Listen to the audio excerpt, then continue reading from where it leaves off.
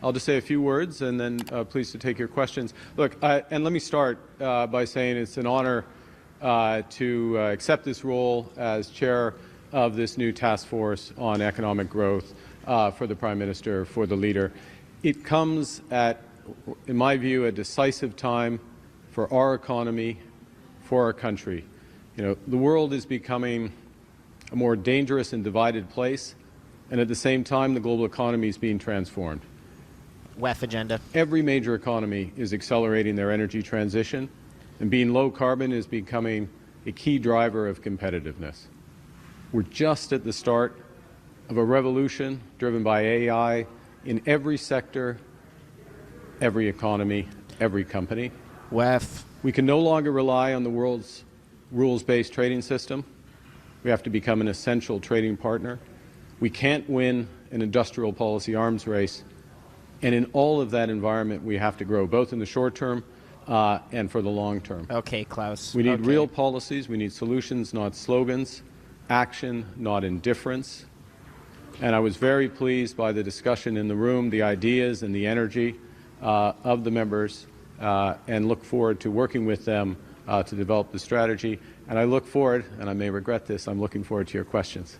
Thank you. That sounds like Klaus notes. What isn't it for you, Mr. Carney? You are pitching your wagon to a party that is really struggling right now. Why don't you call this Look, first thing, I have a couple of simple rules. One, if the Prime Minister of Canada asks me to do something, I will do it. I will serve to the best of my ability. Secondly, you know, I'm interested. I have some experience in these issues, and I'm interested in helping our country to grow. I'm interested in doing something, not being something. And this is a decisive time for our economy.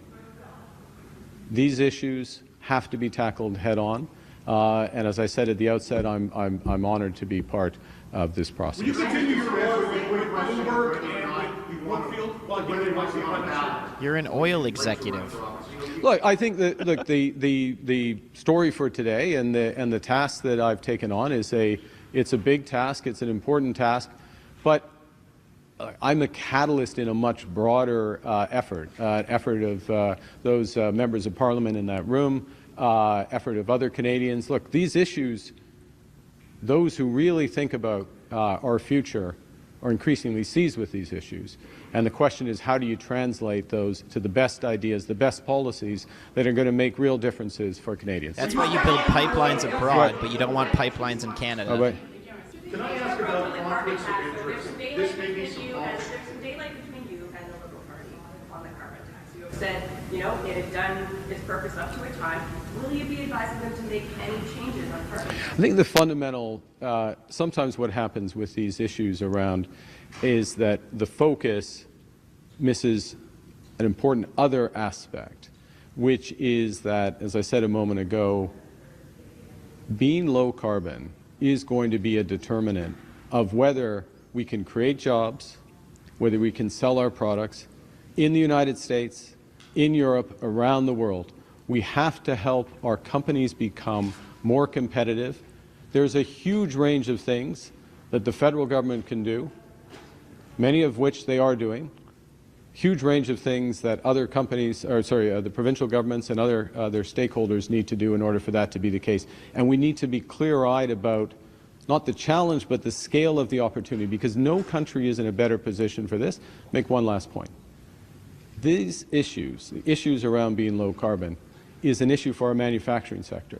It's an issue for whether or not we're going to lead in information technology. It's an issue for whether we are going to retain our ability to trade into the major markets.